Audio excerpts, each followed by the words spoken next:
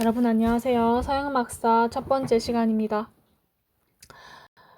시간표상으로는 음악 이론이라고 되어 있는데 이제 일주일에 음악 이론이 2시간이기 때문에 1시간은 재학년 선생님과 음악 통론에 대해서 공부를 할 것이고요. 1시간은 저와 함께 서양음악사에 대해서 공부를 할 거예요. 자, 그러면 서양음악사를 공부하기 전에 우리가 또 던져봐야 될 질문이 있죠. 바로 서양음악사 왜 배워야 할까라는 질문입니다. 저도 여러분들과 이 이야기를 하기 위해서 제 생각을 좀 정리를 하고 또 보충할 수 있을 만한 게 있을까 해서 이렇게 책을 찾아보던 차에 크라우트 서양음악사라고 되게 음악사 책 중에 정말 방대하고 또 유명한 책이 있어요. 미국의 음악 이론 학자가 집필한 책인데, 이 책에 이 글을 보고, 이거다라는 생각이 들어서 여러분들과 함께 읽고 나누기 위해서 가지고 왔습니다. 같이 읽어볼게요. 우리가 음악사를 공부하는 까닭은 부분적으로는 음악사가 음악을 더 폭넓게 이해하는 데 도움을 주기 때문이다. 첫 번째 문장에 음악사를 배워야 되는 이유, 첫 번째 이유가 나오죠. 음악을 더 폭넓게 이해하기 위해서. 그럼 반대로 또 생각을 해볼게요. 내가 음악사를 제대로 공부하지 않고 작품을 연주한다는 것은 그 작품을 제대로 이해하지 못하고 연주하는 것과 다를 바 없다라고 또 생각할 수 있을 것 같습니다. 그렇기 때문에 우리가 음악사를 제대로 공부하고 또 우리가 우리의 작품을 제대로 연주하기 위한 노력을 해야 되는 거겠죠. 자, 이어서 읽어볼게요. 르네상스의 작곡가부터 낭만 시대의 바그너에 이르기까지 작곡가들이 고대 그리스 음악의 영감을 받았다는 것을 알면 놀랄지도 모르겠다.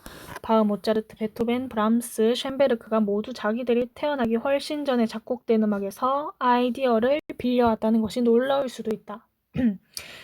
재즈, 즉 실용음악인 편곡자들이 드뷔시나 라벨의 음악에서 들었던 화성을 사용한다는 것은 아마도 더 충격적일 것이다.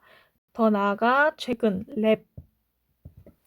이제는 랩까지 나오죠. 랩 음악에서 찾아볼 수 있는 동시에 울려 나오는 여러 개의 선율과 여러 겹의 가사가 원래 13세기 모테트에서 처음 시도된 것이라는 것. 중세 시대의 이제 장르입니다.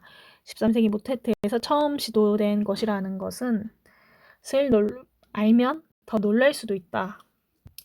태양 아래 새로운 것은 없다. 새롭다는 것은 언제나 전통적인 것을 새로운 방식으로 비틀어 놓은 것이다.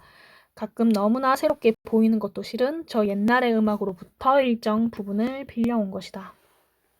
자, 우리가 끝까지 읽었는데 이 글을 통해서 크게 음악사를 공부해야 되는 이유를 2가지로 나눠볼 수 있을 것 같아요. 첫 번째는 이미 얘기했고, 두 번째는 음악적 아이디어를 빌려올 수 있다라고 얘기를 하고 싶습니다. 가장 먼저 작곡가들 같은 경우에는 이제 그냥 창작자라고 생각했을 때는 언뜻 무에서 유를 창조해내는 사람이 아닌가라고 생각할 수 있겠지만 사실은 그게 아니죠. 여기에서도 나왔듯이 태양 아래 새로운 것은 없고 새롭다고 느껴지는 것조차도 과거에서 빌려온 것이거나 과거의 전통적인 것을 살짝 비틀어 놓은 것이라고 얘기를 하고 있잖아요. 그렇다면 작곡가들이 자신의 작품에 대한 영감을 얻기 위해서는 음악사를 당연히 공부해야 되는 것이고 그 음악사를 통해서 음악적 아이디어를 가지고 올 수 있다라고 할 수 있겠죠. 그렇다면 연주자에 한해서는 그럼 해당되지 않는 얘기냐라고 생각했을 때 또 그렇지 않습니다. 왜냐하면 우리가 작품을 연주할 때 음악적 아이디어를 필요로 하기 때문이죠. 이 곡의 이제 작곡가의 의도를 제대로 표현해내기 위해서 그리고 이 곡을 제대로 이해하고 분석하고 해석해내기 위해서는 그 음악에 어울리는 음악적 아이디어가 필요한데 그 음악적 아이디어는 어디에서 가져올 수 있을까요? 뭐 화성학에서 가져올 수도 있고 뭐 형식적인 부분을 공부하면서도 가져올 수 있겠지만 또 다른 하나의 재료가 될 수 있는 게 서양 음악사라는 거예요. 그 서양 음악사를 공부함으로써 우리가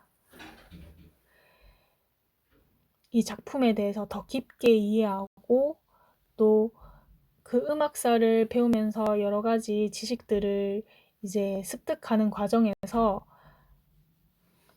내가 연주하는 이 곡의 사회적 배경 그리고 그 음악적인 변천 같은 것들을 고려했을 때 그럼 이렇게 표현하면 더 이 작곡가의 의도에 더 가까워질 수 있겠는데 라는 생각을 하게 됩니다. 그것들을 통해서 우리가 이제 좀 더 우리의 음악을 풍성하게 그리고 좀 더 설득력 있는 연주로 만들어낼 수 있겠죠. 그렇기 때문에 연주자나 작곡가나 모두 서양음악사를 열심히 공부하고 음악적 아이디어를 가지고 와야 된다라고 얘기할 수 있겠습니다. 자, 그러면 우리가 앞으로 서양음악사 수업을 어떤 방향으로 이제 진행하면 좋을지 3가지로 한번 간추려 봤는데요. 첫 번째는 각 시대에 대한 사회문화적 맥락, 음악 장르의 변천, 다양한 음악 기법, 작곡가, 작품 등을 숙지하고 가는 거는 당연히 기본입니다. 서양음악사를 이제 이렇게 구체적으로 공부하다 보면 당연히 이제 우리가 알 수 있는 것들이고 하지만 좀 노력은 필요하겠죠. 두 번째는 그렇지만 지금 시점에 가장 중요하고도 급한 문제는 우리가 연주하는 곡에 대한 깊은 이해를 통해서 연주에 적용할 수 있는 포인트, 즉 아이디어를 찾는 것이에요. 그걸 통해서 우리 작품을 좀 더 잘 표현해낼 수 있고 좀 더 설득력 있는 연주를 통해서 우리가 대학 입시에 또 도움을 받을 수 있는 방향으로 또 이렇게 서양음악사 또한 가야 된다고 생각을 해서 이제 이 부분을 넣었고요. 그 다음 3번째로는 음악사를 글로만 배우는 것은 뭐 지필시험이나 서술시험에 대한 대비는 될지 몰라도 매우 따분하고 의미가 없다. 네, 저는 좀 그렇더라고요. 이게 우리가 음악을 하기 위해서 음악사를 공부하는 건데 이걸 음악과는 전혀 무관한 듯이 글로만 배우는 건 되게 재미도 없고 점점 지치고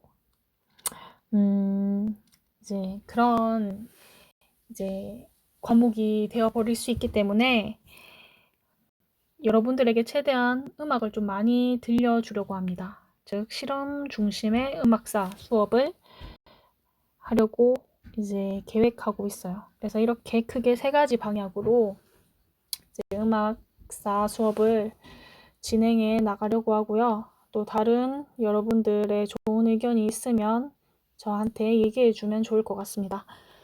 자, 그래서 서양음악사의 흐름을 이제 크게 7가지로 나눌 수 있습니다. 첫 번째로는 고대, 그 다음 2번째 중세, 3번째 르네상스, 4번째 바로크, 5번째 고전, 6번째 낭만, 7번째 근현대 이렇게 크게 나눌 수 있는데요.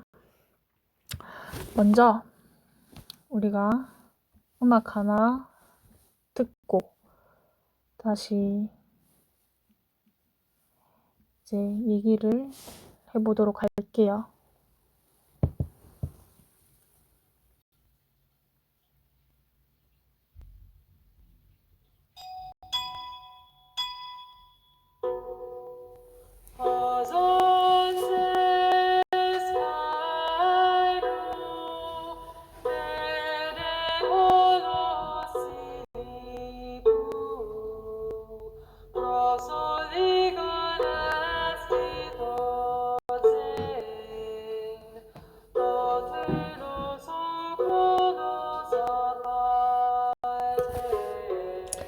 자, 어느 시대의 음악일까요?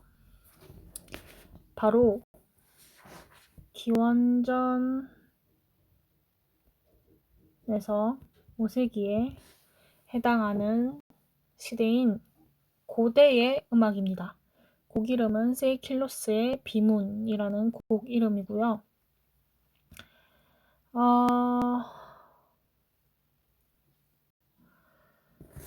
우선은 다른 거 뭐 사회적 배경, 작곡가, 장르 이런 것들은 이제 제가 다 설명하자고 하니 너무 길어져서 오늘은 각 시대의 음악 대표적으로 딱 한 가지씩 들어보고 거기에서 도출해낼 수 있는 특징 이 정도로 이제 배우고 넘어가겠습니다. 자, 여러분들 들어봤을 때 우선 어떤 음악이었죠? 전 사람의 목소리로 가사가 있는 음악이었어요. 즉 성악 음악이었고 고대 음악답게 지금의 클래식과는 정말 좀 이렇게 매치가 안 될 정도로 되게 단순하고 또 좀 느낌도 많이 달랐었죠. 자, 고대 시대 때는 그러면 성악 음악으로부터 이제 음악이 발전되었을 거라는 생각을 우리가 또 할 수 있겠고, 또 들어봤을 때 선율의 형태는 어땠나요? 그쵸? 단선율 음악. 이 고대 시대 때는 주로 불려졌겠죠. 처음에 이제 음악이 발전했을 때부터 갑자기 막 화음이 나오고 이러진 않았을 테니까요. 하지만 이제 모노폰이라고 하는 단선율 음악과 함께 헤테로폰이라고 하는 이제 화음은 아니지만 좀 이렇게 불협화음처럼 서로 다른 음을 내는 그러한 선율 형태는 있었어요. 자, 그러면 이제 고대 시대의 음악이 이런 음악이었다면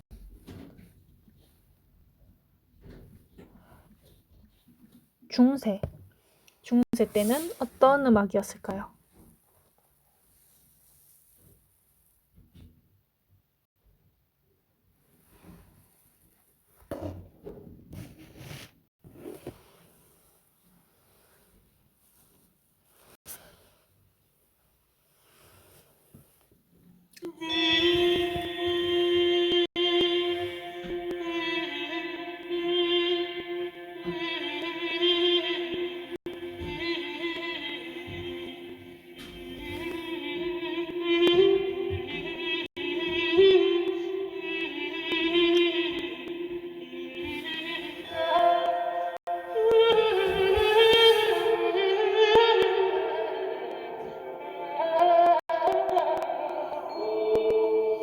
자, 아까 음악이랑은 확연한 차이가 있죠.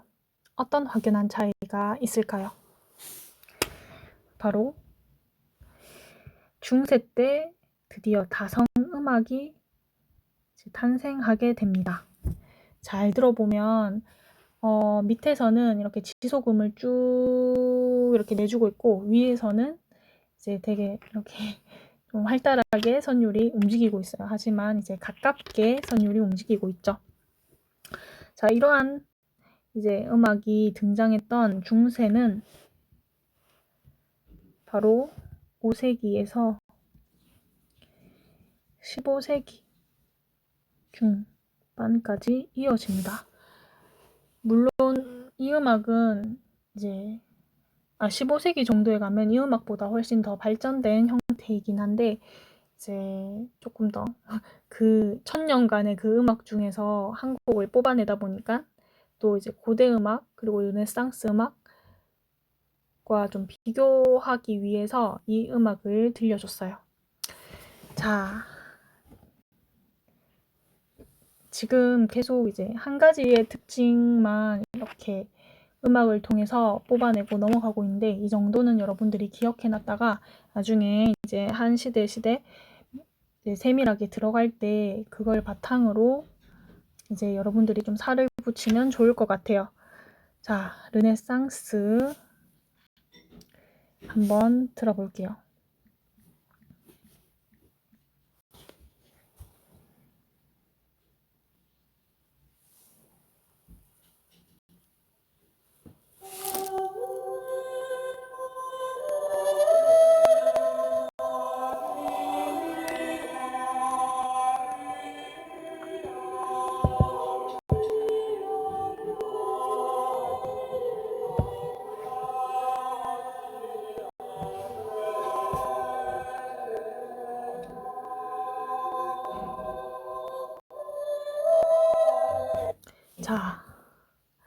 중세랑 한번 비교했을 때 어떤 차이가 있나요?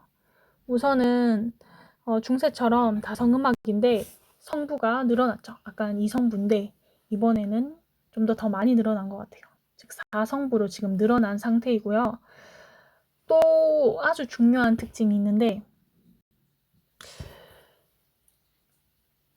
같은 선율이 반복되었죠.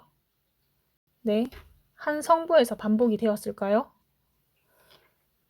한 성부에서 반복된 게 아니라 한 성부에서 이제 등장한 그 선율이 이제 다른 성부에서 또 똑같이 등장하고 또 같은 간격으로 또 다른 성부에서 또 등장하고 또 그 다음에 또 2마디 쉬고 또 다른 성부에서 이렇게 총 4마디에 걸쳐서 같은 선율 또는 비슷한 선율이 이렇게 일정한 간격을 두고 등장하게 돼요. 이걸 바로 모방 기점이라고 합니다.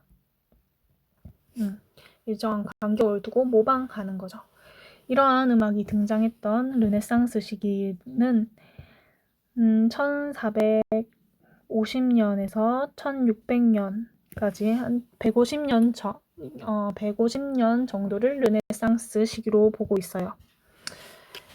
자, 그러면 이제 우리가 조금은 익숙한 바로크 시대.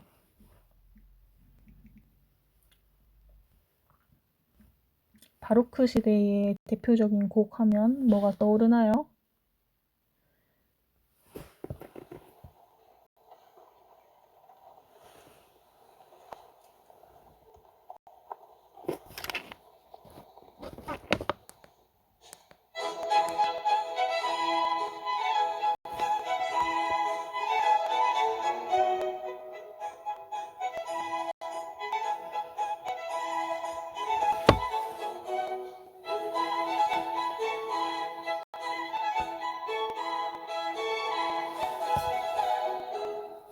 자, 한국인이 사랑하는 클래식 중에 하나인 이제 비발디의 사계, 그 중에 이제 봄을 들어봤는데, 자, 이 음악과 그 전의 음악들의 차이, 큰 차이는 뭐가 있을까요? 정말 큰 차이, 바로 딱 드러나는 차이는 기악 음악이 발전했다는 거겠죠. 물론 바로크 시대 때는 오페라 또한 탄생한 시기예요. 그렇기 때문에 이제 뭐 기악음악이 더 발전했다 이렇게 얘기할 순 없지만 그 전까지는 월등하게 성악음악의 비중이 컸던 반면에 바로크 시대에는 기악음악과 성악음악의 비중이 비등비등해지는 이제 시기가 된 거예요. 그만큼 기악음악의 위상과 그런 이제 작품의 수가 이렇게 늘어난 것이겠죠. 자, 이러한 바로크 시대의 시기는 1600에서 1750년으로 보고 150년경, 그러니까 르네상스와 이제 비슷한 연도 동안을 이제 바로크 시대로 보는데, 이 1750년은 바흐가 사망한 시기예요. 그래서 그 바흐가 사망한 시기를 기점으로 바로크 시대를 이렇게 마무리 짓고 그 다음으로는 고전으로 넘어가게 됩니다.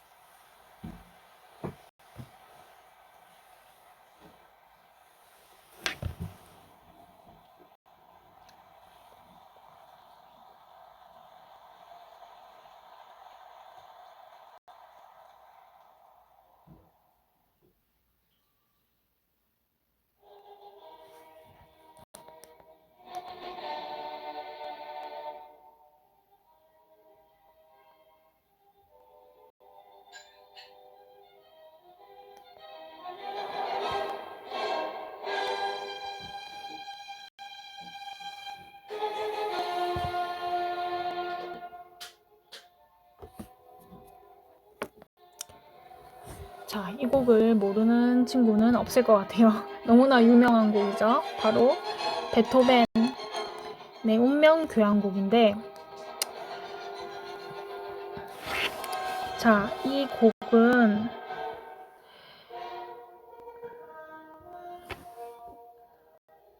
우선은 이제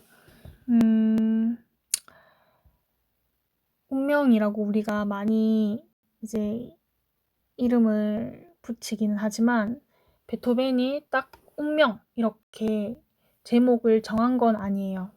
그럼 운명이라는 제목이 왜 이렇게 붙여졌냐?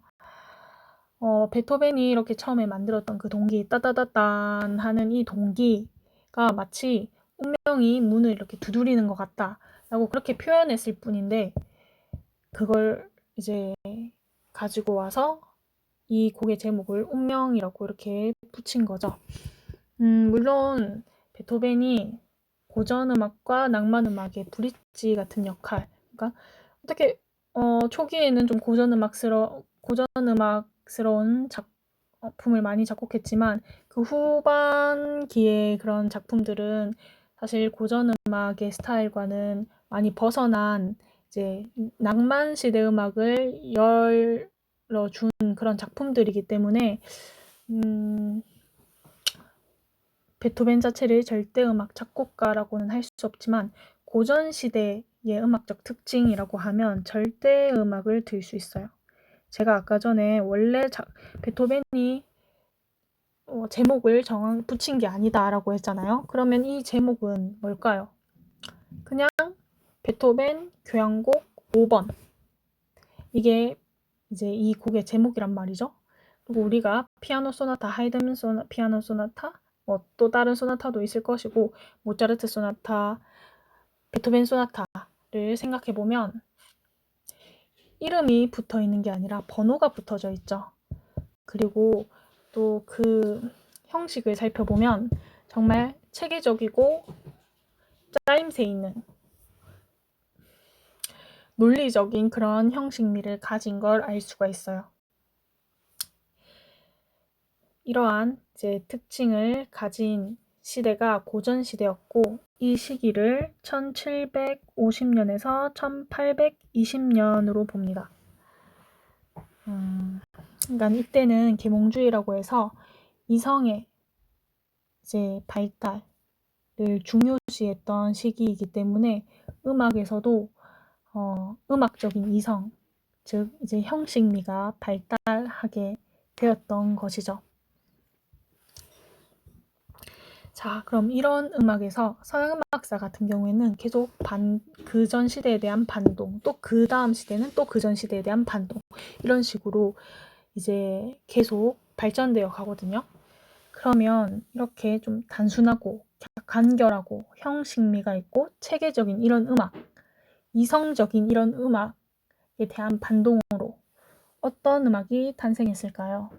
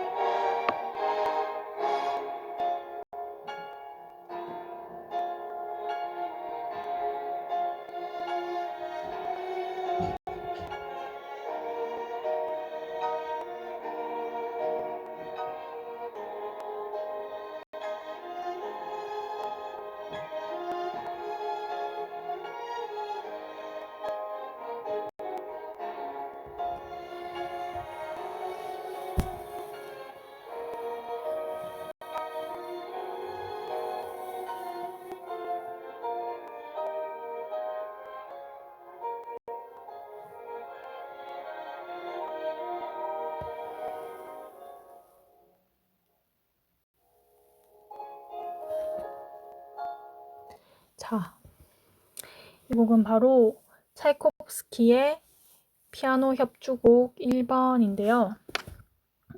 이 차이콥스키는 낭만시대 작곡가로 보고 이 낭만시대의 시기는 1820년에서 1900년경으로 보고 있습니다. 이때의 음악 같은 경우에는 주관적인 감정을 되게 중요시했었어요.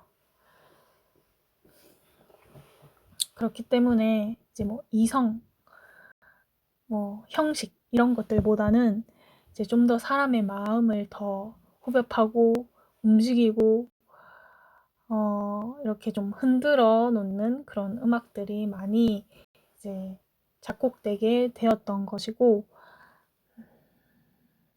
그러다 보니까 이제 특히 10대의 클래식 전공하는 친구들은 이런 낭만 시대의 음악을 주로 좋아하게 되죠.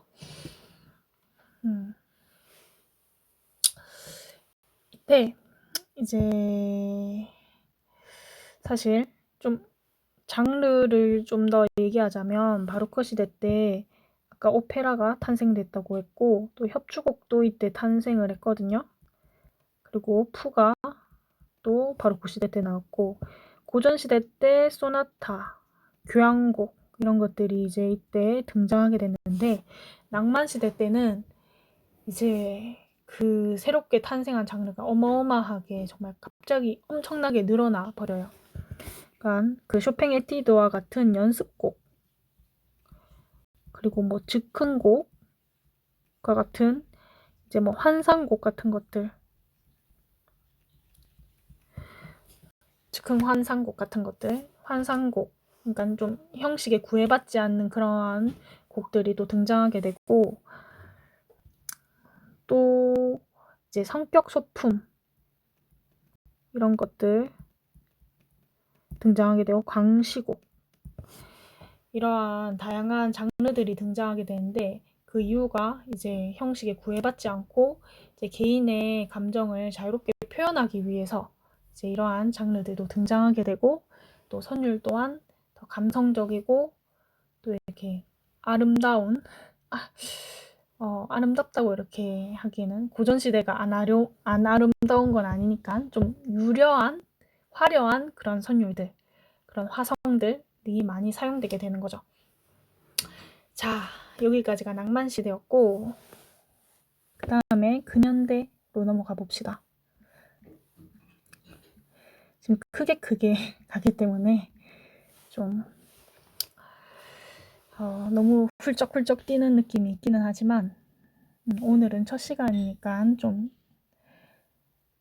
가볍게 가볼게요.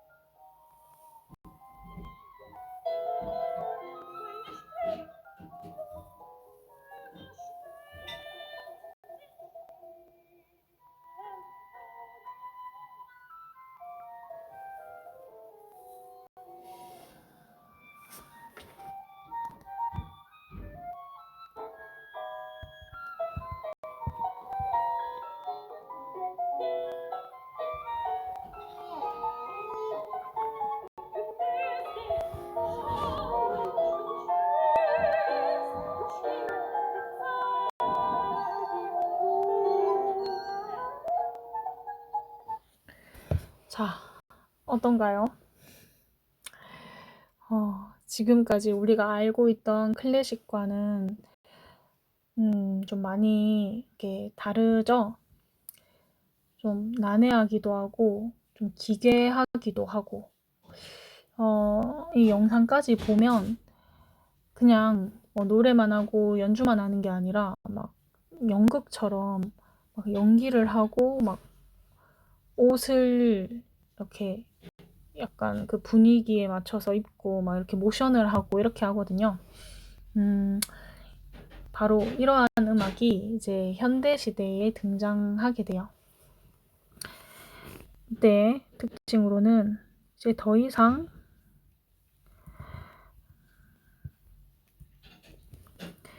우리가 바로크 시대 때 제가 아까 빠뜨렸던 게 장단조 체계가 이때 바로크 시대 때 이제 확립되게 되거든요. 그 전에 시대 때까지는 우리가 익히 알고 있던 클래식과 좀 느낌이 다르다라고 느꼈던 것이 장단조 체계가 아니라 선법을 사용했기 때문이었어요. 그런데 이제 바로크 시대 때부터 쭉 장단조 체계로 고전, 낭만 이렇게 오다가 이제 근현대에 가서는 이제 완전히 거기에서 벗어나려는 움직임이 이제 시작되게 된 거죠. 자, 이때 시대는 굳이 얘기하지 않아도 되겠지만 1900에서 현대까지 이렇게 이어져 옵니다.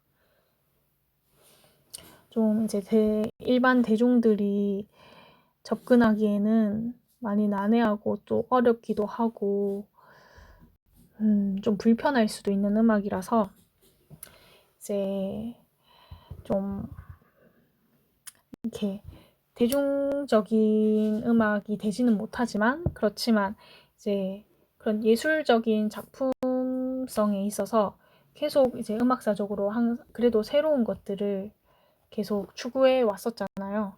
그러다 보니 계속된 그전 시대에 대한 반작용 이렇게 하고 또 이제 근현대에 이르러서 이제 세계 1, 2차 대전과 같은 그러한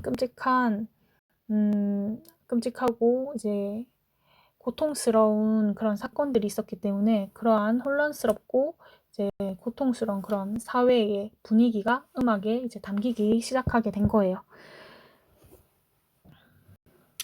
이때 너무 제가 좀 칸을 제대로 이렇게 안에 넣지를 못했는데 이때 이 쉔베르크라는 이제 작곡가가 12음 기법이라고 해서 나중에 이제 설명할 텐데 장단조 체계에서 완전히 벗어난 그러한 이제 음열을 만들게 됩니다. 자, 여기까지가 서양음악사의 큰 흐름이었어요. 너무 이제 똑똑돼서 이제 단편적인 것들만 얘기를 하다 보니까 좀 그런 맥락적인 부분이 많이 이렇게 빠지게 되고 내용들도 되게 더 다뤄야 될 내용들이 많은데 그런 것들이 다뤄지지 않다 보니까 이게 뭐지? 라고 할 수도 있을 것 같은데 구체적인 내용은 다음 시간부터 들어갈 테니까요. 우선 여러분들이 오늘 이제 포인트를 잡아야 될 부분들은 서양음악사에는 이렇게 7가지의 시대, 고대, 중세, 르네상스, 바로크, 고전, 낭만, 그리고 근현대까지 이렇게 7가지의 큰 시대로 나눠질 수가 있고 이 시대는 이제 이러한 시기로 나뉘어진다. 기원전부터 5세기부터 15세기 중반 이런 식으로 이러한 것들을 그래도 어느 정도는 좀 기억을 한 다음에 좀 더 가능하다면 여러분들이 알고 있는 이제 세계사적인 지식들을 좀 연관해서 생각해 놓으면 좋을 것 같아요. 그리고 음악적 특징은 사실 제가 오늘 얘기한 것보다 훨씬 더 많으니까요. 한 시대 한 시대 천천히 이렇게 공부하다 보면 그런 부분들은 이제 앞으로 이해될 수 있을 거라고 생각을 합니다. 자, 오늘 수업은 여기까지 하겠고 지금까지 수고했습니다. 혹시 질문이 있거나 좀 수업에 대한 건의사항이 있으면 저한테 연락해 주기 바랍니다. 수고했습니다.